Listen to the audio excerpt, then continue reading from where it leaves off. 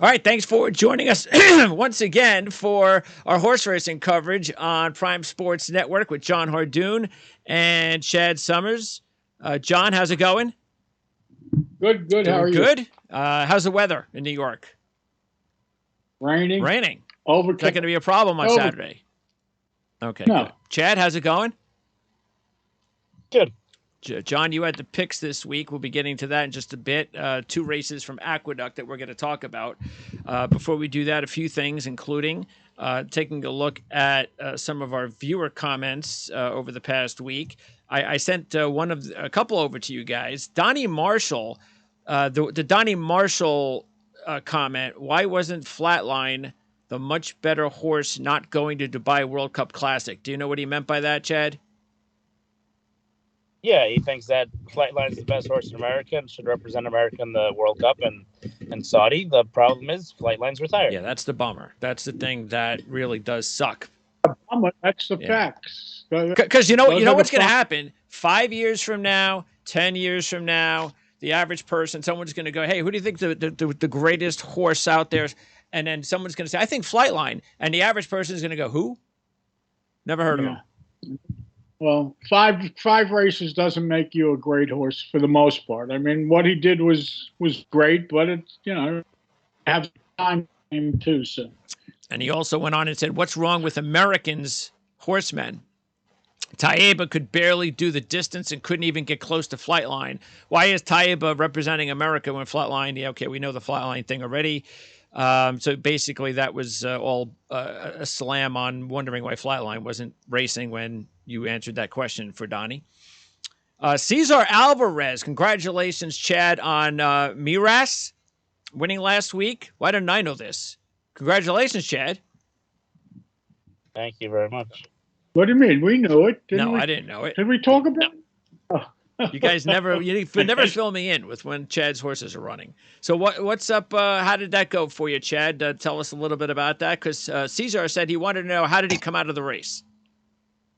Well, came out of the race super, and now we're waiting. We're hoping to get an invite to Saudi Arabia. We'll find out on Monday. Oh, well, that's exciting. Oh wow, yeah. Good luck. Yeah, no, should be good. Well, how did they let you know? They sent you an email, Chad?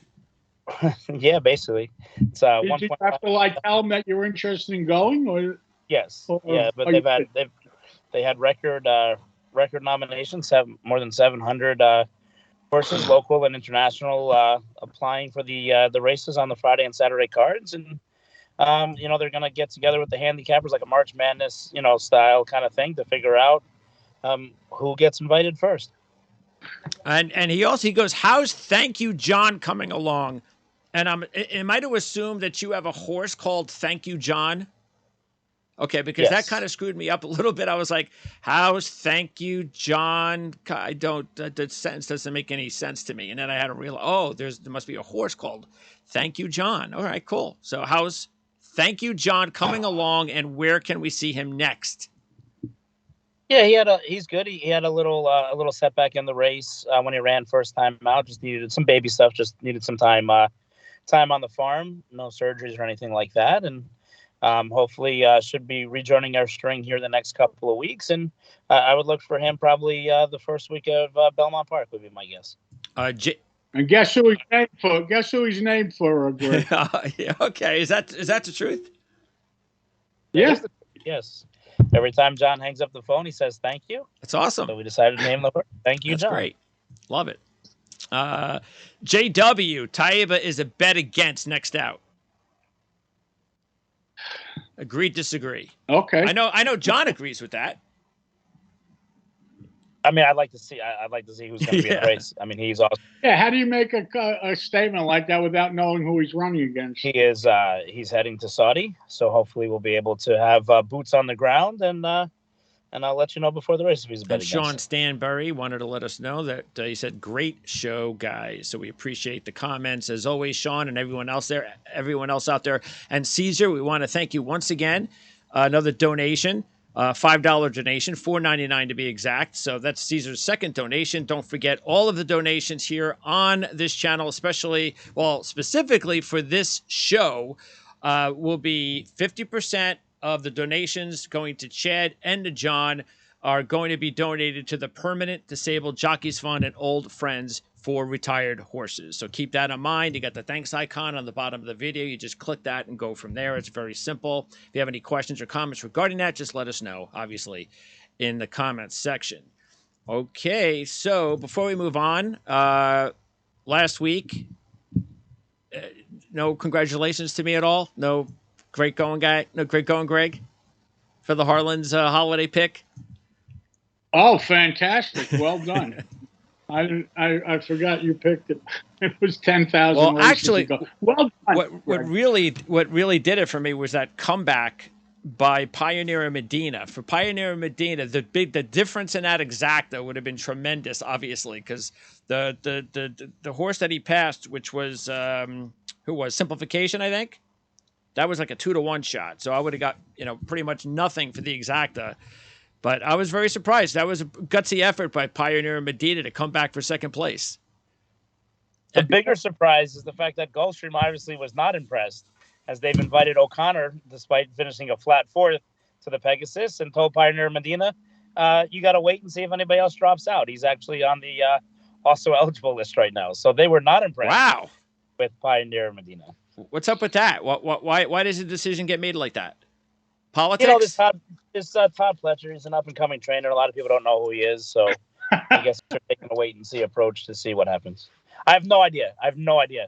It was really a surprise to me that his horse didn't get in off the second place in the prep for their race. It's very interesting. And what did you think about Skippy Longstocking's win? I thought he won a bad race. Well, also remember one thing. That's his home field. I think that's fine. It can be what a home field all he wants. He ran fine in the race. I cannot foresee him hitting the board in the race. I agree. Why? What's his next race? The Pegasus. Oh, the Pegasus. Okay. He's not beating Cyberknife. No way, no how. And when is that race, the Pegasus? January 28th. All right. So we still have a few weeks for that one. Okay, so let's get going for today's races, and they're both at Aqueduct, as I mentioned. We're going to start with race number 5, and this is just one of those deals where you don't have a whole bunch of big races, so we just have to pick a few. And John's picks included race number 5, a 1-mile, $55,000 purse race. It's an allowance for 4-year-olds and up. And we start with the one Complete Agenda. And Complete Agenda at 5-2. I mean, look, you got Lascano, you got Linda Rice taking over for Pletcher. But when you take a look at this horse, I mean, why would I want, and apparently I looked at your picks and you agree, why would we want to take this horse at 5-2? Not for me. I mean, he's one of the slower horses in the race. He's off the sheets. He's just not fast. I understand it's Linda Rice, but she took over from Pletcher. That's not a plus. I don't like this horse. I mean, the fact of the matter is, Pletcher wanted to run this horse 3 miles. I've never seen him not even really give the horse a chance to go shorter. And as hot as Linda Rice is, it's very tough to improve off Todd Pletcher. All right. Next time out is Swift Tap. And Swift Tap is another one of these horses at 3-1. I mean, the good thing is Swift Tap seems to be headed in the right direction over the last few races. 14, though, last time out is nothing great, but has won back-to-back races at Aqueduct, at a mile. But at 3-1, that's the main issue. So what about Swift Tap, John? Well, it's also a barn switch. It goes from Rob Actress, who's been on fire, to Michelle Nevin. Not that there's anything wrong with Michelle Nevin, but it's also a 4-year-old that ran a top last time out. I don't like the barn switch. I don't like the top, and I don't like 3-1. So for those 3 reasons, I'm against Swift Tap. I was just surprised after how good he ran 2 back that the Atras barn put him, just jammed him right back in again for the 14 in the very following start. To me, that indicates that they're more than willing to lose him. And if you're willing to lose him, maybe has some physical issues, some little problems. And for that reason, I'll take a pass against him. Okay, next horse on the list is the 3, Afjan, a 12-1 shot. This horse has, a new trainer? Morley Thomas. Thomas Morley. Thomas Morley. And the best we've seen from this horse was back in June, ran at 12, John. Since then, nothing special. Well, that's the problem. He was fine until that race, and after that race, he never came back to the number. Yeah, he had excuses. He ran some races on the grass, but the dirt races were no good. I don't like this horse. Look, this was a $210,000 purchase back in April that the barn kind of gave up on, and they ran him for the tag, and he got claimed. And I mean, he's fine, but I haven't seen much from him. The 4 is From Another Mother, and this is Dylan Davis red horse at 9-2, 3 straight 19s coming in. I mean, this was a one-hit wonder. Ran the 9 at Aqueduct at 7 furlongs to break his maiden back in January, and other than that, this horse has got nothing. Well, that's not exactly true. He had a 16 and 15 as a 2-year-old, which were very good. He came out and he ran the 9 when he went on Lasix. The 24 and the 29, the 2 bad races off of the 9, were both without Lasix. Then he went back on Lasix. He doesn't have a good line from a soundness point of view. He looks like a cripple off the sheets because, again, he ran the fast numbers at 2. He ran the 9 first out at 3 and has yet to come back to it. And he's only 9-2. So for that reason, I'm against him. I know Chad likes him, and Chad has a reason for liking him, and he may be right. But I would need longer than 9-2. Well, the barn wins at 300% when they're on Lasix and 0% when they're not on Lasix. So obviously, I mean, just some magical Lasix that happens in that barn when those horses go back on Lasix. And look, at the end of the day, I mean, he's lone speed. I don't think. I mean, maybe Kendrick can push him a little bit if he wanted to, but I just don't think he has enough horse. From Another Mother, see his best running when he's in front. When he got that 9, he made a clear lead and just kind of scooted away. And to me, it just sets up that way that he can very much do the same thing here. He can be in front by as much as he wants, and if that's the case, he can get brave. And I think he's going to be very, very tough to beat. Okay. The 5 is Achilles Heel, a 15-1 shot. Yeah, this is too slow, right, John? Yes, definitely too slow. I think he's better on the grass. I know he only ran twice on it. I think long term, I do think this horse is a grass horse. All right. Next up is Colloquy. Is that how you say it? Colloquy? Colloquy. I have no. You're asking me, Chad? Sure. Okay. This is Chad's top pick. And yeah, this is a horse I'll put in my exacta as well. Why not? He seems to be heading in the right direction over the last 3 races. I guess the one thing I'm a little bit concerned with is even though his last race at 15 was tied with his best 15 in March, didn't do anything since then. So this has been a long time coming to get back to the 15, but 6-1. What about Colloquy? Well, Christopher Clement gave up on this horse. He dropped him in for a tag 2 starts back, and DePaz claimed him. He was gelded prior to his last race. He ran the 15, so maybe he's a new horse and he's going to run another 15. He has a shot. Not impossible. He's a horse that Clement's a guy I think you can improve off of, where, Todd Pletcher and Chad Brown, I don't think you really can.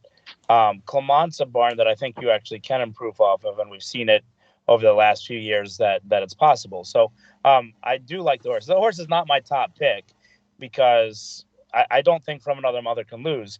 But Batman would never pick the Joker or the Riddler to win a race, so I'm not going to pick Ray Handle to win a race. But at the end of the day, From Another Mother is probably going to win this race. I just not refuse to bet on him. All right. Union Lights is next at 12-1. And even though the sheets, nothing better than 20, which was last time out, John.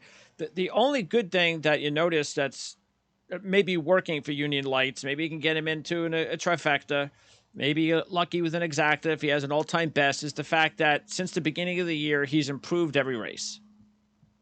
Yeah, but still got a long way to go. I mean, he just broke his maiden last time out, so I don't like this horse. He doesn't have a race in his life that wins the race.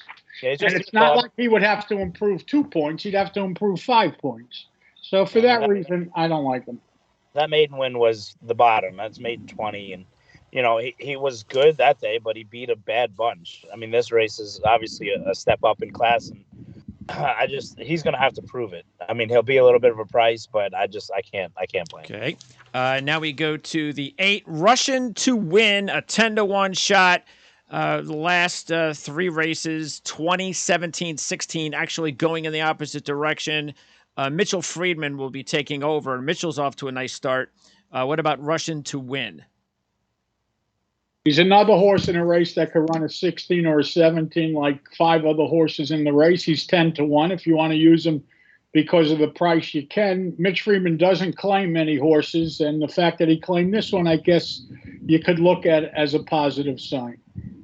The more important question to take away from this, and I hope our viewers can comment below when they watch this video, do they think that trainer Mitch Friedman is the doppelganger or the lookalike for our own Jonathan Hardoon? Been said so before. I'd like the viewers to chime in and tell us what they think if Mitch Friedman and Jonathan Hardoon can pass as brothers. I want you to know, Chad, when I pulled into Belmont this morning, the guy says, "Good morning, Mitch." I said, "How you doing?" I kept driving. The guard at the gate said, "Good morning." I said, "Thank you." Well, that might come in handy someday. Yeah, or could cause trouble true. someday. Mitchell better keep his, keep his nice streak going. All right, and then finally, Dr. Love, John. This is your top choice at 8-1. Why not? What we do like, obviously, is the 312s.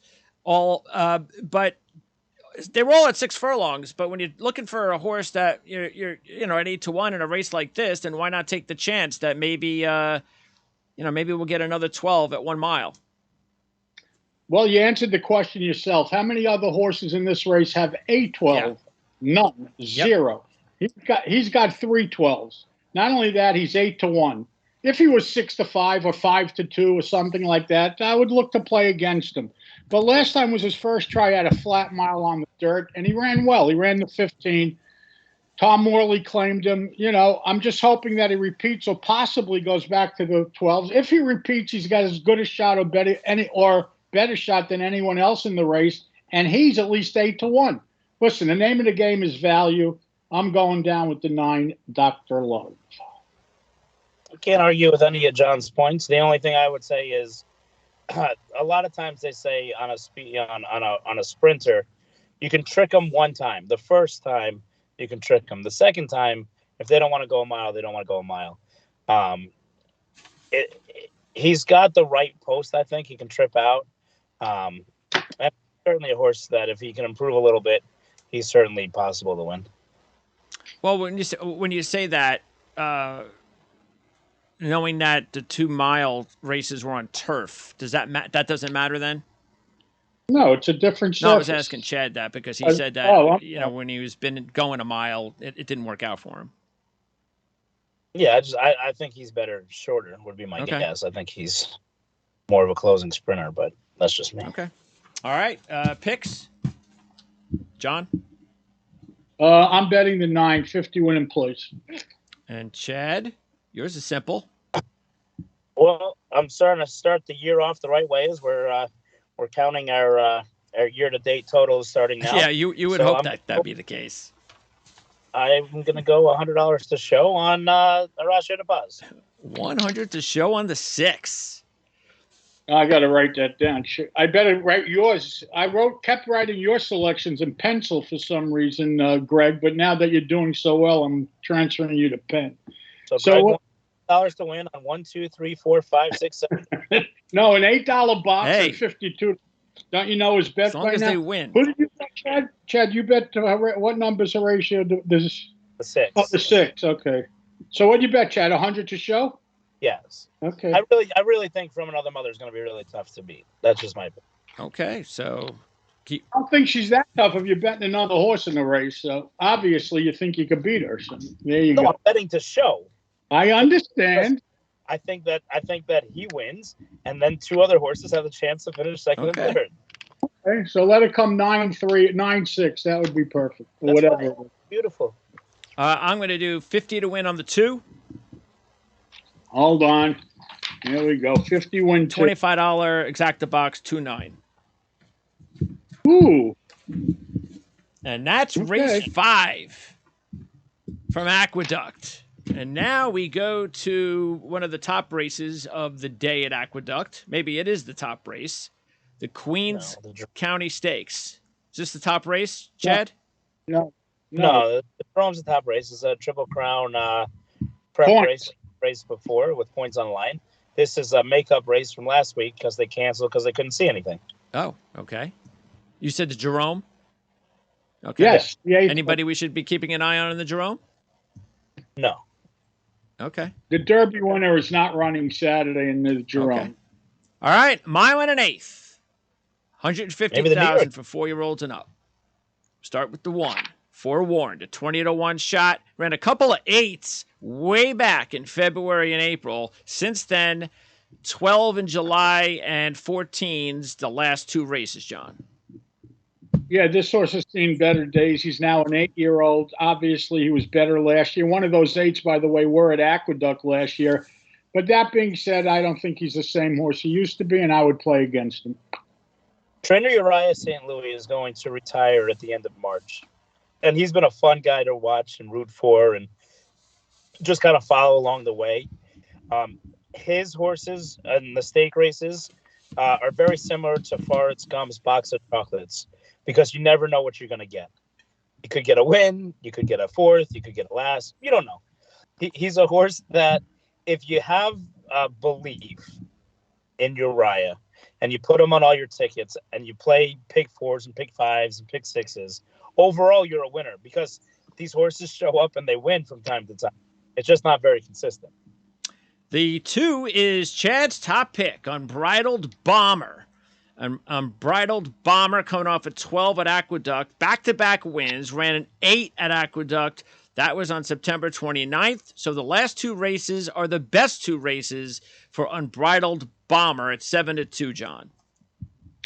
He's fine. He's gotten good in his last couple of races, but just keep one thing in mind. Those races were with Lasix. He now comes off of Lasix. So that would be my only concern. And he's 7-2. I think you have better options.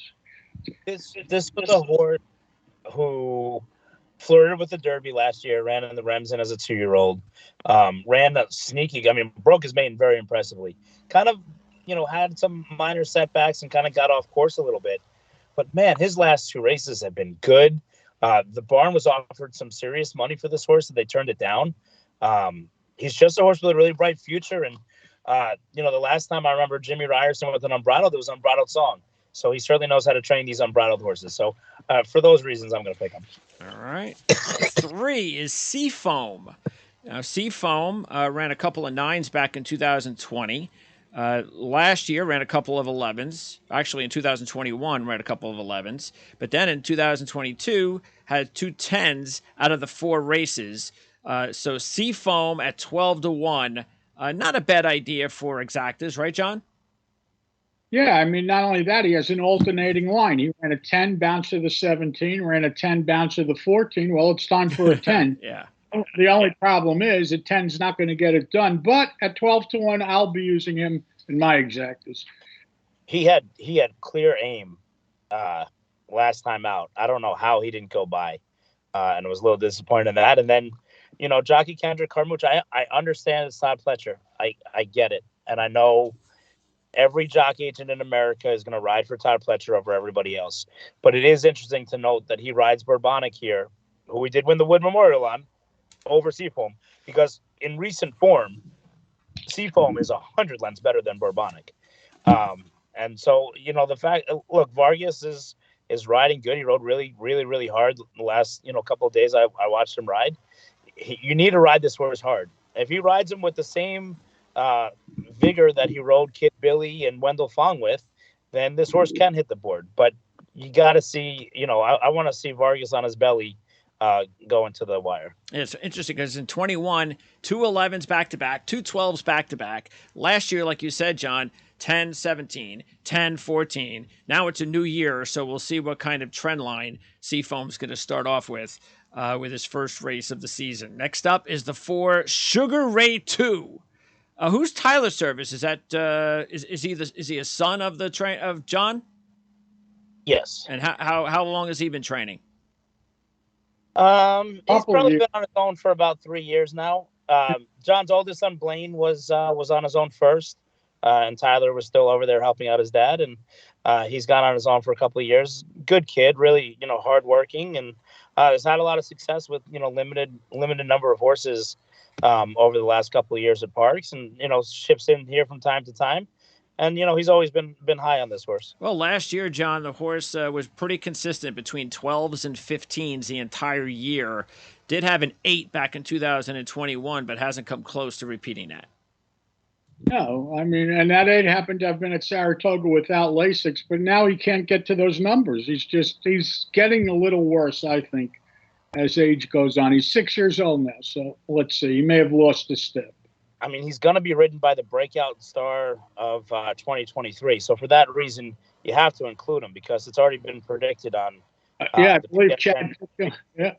What was that? So Chad picked this jockey to be an up-and-coming star. Oh, that's this right, year. on our prediction show. Now, obviously, you weren't listening to the show you were hosting. That's good. Okay. I wasn't even looking at the jockey over here because I'd never heard of him before, so I wasn't even paying attention. But I'll have to remember that now. I was paying more attention to the trainer. Yeah, that's a true. nice little interesting combo then. Maybe that's a future combo. Could be. Okay. Naval Aviators next. I'm surprised Chad didn't have a pick here. Naval Aviator at 12-1. I mean, you got to put this horse in your exactas, right, John? Ran an 8 in July, a 9 in June. Pretty consistent between 13s and 8s. So at 12-1, that's what's also enticing. I'm using him, but if you really want to nitpick, the 8 and 9 could have hurt this horse because he had plenty of time to come back to either one of those races, 4 and 5 starts back, and he didn't. So that's a little negative, but price always dictates to me. And he's listed at 12-1, probably go off longer than that. And this horse is used underneath an exactas for me. He ran okay last time out in the Discovery. I thought maybe could have run just a smidge better. But, the barn needs to kind of pick up a little bit. They've been quiet shipping in from Fair Hill since purchasing the barn a few months ago. The horses have run well. They've hit the board, but they haven't won yet. So, need to see a breakthrough performance today for a trainer, Michael Jones. Didn't you took this horse in one of those recent races, right, Chad? The Discovery. That was against straight 3-year-olds. Here he's racing against older horses. Albeit my top pick, Umbrella Bomber, is also a 3-turn, now 4-year-old, but they are facing older horses. And the trainer change, that's been okay. That's a good thing, bad thing, an even thing. Michael Jones. I never heard of Michael Jones before. He does most of his training in Parks. No, he's at Charlestown and Fair Hill. Oh, wherever. Yeah, he's not here. He doesn't run. Doesn't do the races we do. Okay. Next up is the 6, Plot the Dots.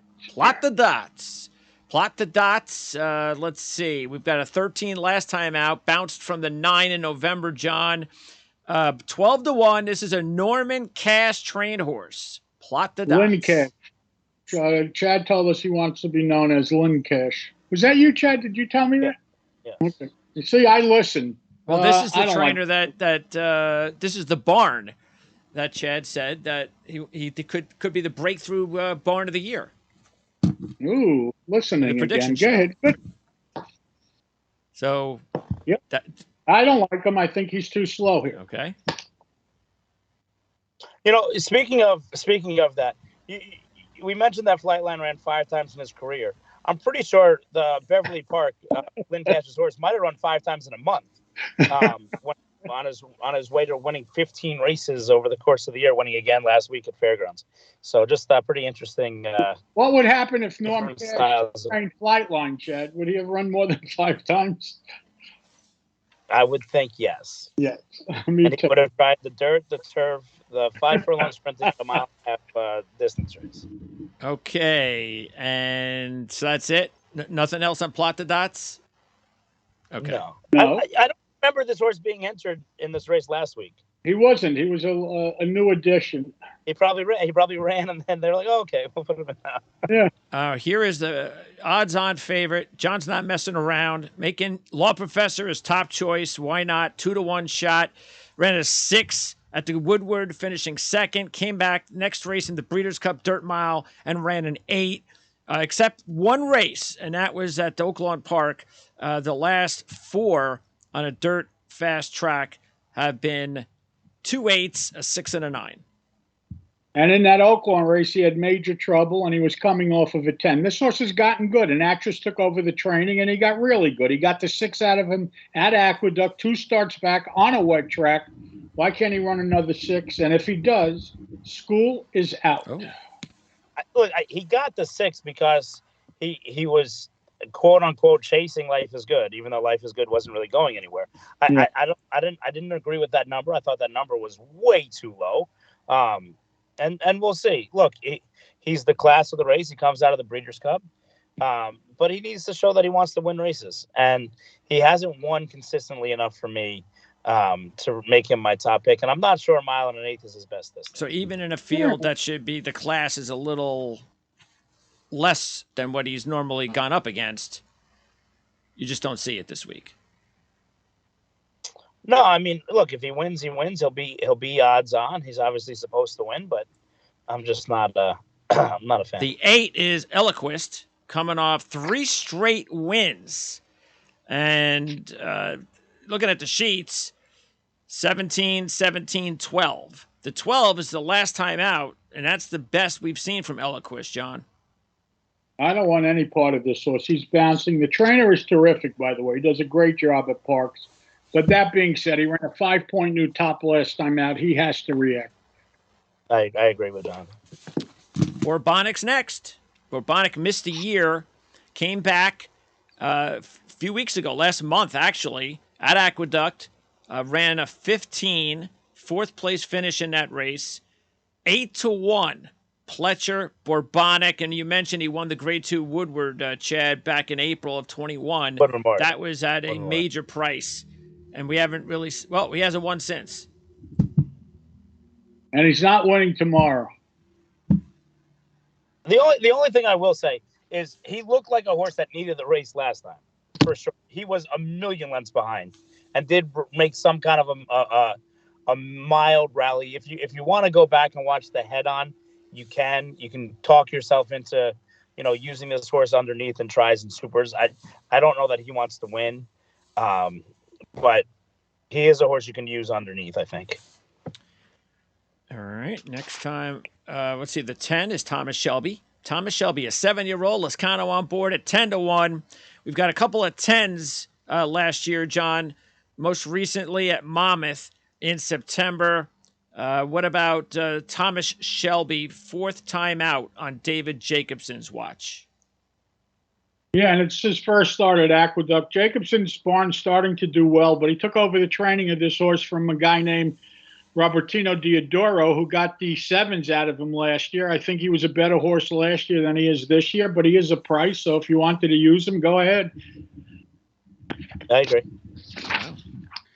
Okay, next up is Double Crown, the last horse in the field, the 11, and this is a 10-1 shot. Another Norm Cass-trained horse. This horse ran 3 9s last year, John. We also ran a 7 back in 2021. But it's like it's either 9s or 15s and 14s. So you don't really know what you're getting out of Double Crown. He's the Minnesota Vikings of horse racing. Yeah, right. I don't like him here. Is that it? Is that your last? Is that your that's your comment, Chad? Minnesota Vikings of horse racing. No, I mean when he wins, he wins with close margin. That Minnesota Vikings have 11 wins, 1 score possessions, and when they lose, they get blown out. And when this horse loses, he's not close. I mean, is it possible that he shows up? Yes, but he's very, very inconsistent. All right, pick time, Jonathan. $25 exact over the 2, the 3, the 5, and the 10. 4 $25 exact. 7 over 2, 3, 5, 10. Chad? I'm going 40 win in place on Unbridled Bomber and 20 to show. On Unbridled Bomber. Okay, and Greg? And now I go back to my normal method. $8 exacta box 257. Exacta box 257. And 52 to win on the 5. Okay. And that'll wrap it up. Now next week, let's see. Next week, it's going to be... Who's picking next week? You. Oh, You. I pick next week. And what do we have going on next week? We've got the Busanda. Valley. What's that? Thistle Downs, Mahoning Valley. Thistle Downs. Yeah, I don't know about that. Actually, it's pretty slim. We got the Grade 3 race at Santa Anita, and then we've got, like I said, the Busanda at Aqueduct, and 2 races at Gulfstream: the Sunshine Filly and Mare Turf, and the Sunshine Sprint. So, Butterbreds. yeah, we'll see how that all works out. And like Pegasus again, that's at the end of the month. That's the 28th. 28th. Can't wait for that at Gulfstream. All right, guys. Next weekend is the local prep for the Saudi Cup. Anybody that wants to watch racing in Saudi Arabia, I believe Javier Castellano will be heading over there to ride some of the local contingents. And that'll be aired where? No idea. That's the problem that's the problem right there with the sport. Probably find it online somewhere. Maybe Chad will let us know before the show next week. That's what we should do. We should air it on our channel if no one else is going to do it. All right, guys. Stay safe. Be well. Thank you. Thanks, guys. Thank you.